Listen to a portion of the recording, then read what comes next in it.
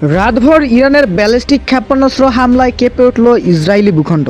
রাজধানী Tel Aviv সহ দেশের বিভিন্ন গুরুত্বপূর্ণ স্থাপনায় হামলা চালানো হয়।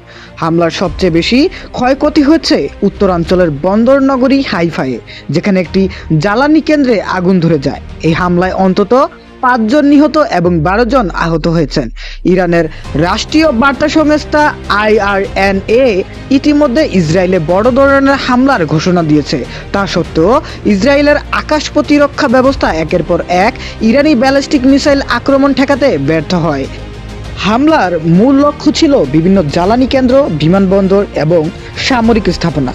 হাইফায়ে আগুন লেগে ধ্বংস হয়েছে জ্বালানি সংরক্ষণ কাঠামোর বড় অংশ। পাশাপাশি পার্শ্ববর্তী আবাসিক এলাকায় বিস্ফোরণে প্রাণ হারিয়েছে 3 জন ইসরায়েলি।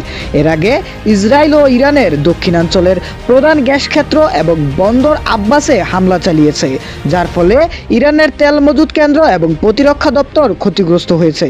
ইসরায়েলের প্রধানমন্ত্রী হুঁশিয়ারি দিয়ে বলেছেন, আমরা ইরানের প্রতিটি স্থাপনা ধ্বংস করব। তেহরান পর্যন্ত পৌঁছানোর পথ আমরা পেয়ে গেছি।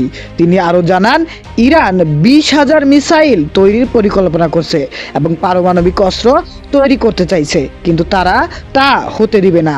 এর আগেও ইসরায়েল নাতানজ ও ফরদ পরমাণু কেন্দ্রে হামলা চালিয়েছে। সর্বশেষ এই উত্তেজনার মধ্যে ইসরায়েল ও ইরানের মধ্যে সংঘাত তীব্র রূপ নিয়েছে, যা ইরান ও ইসরায়েলের অঞ্চলকে আরও অস্থিতিশীল করে তুলেছে।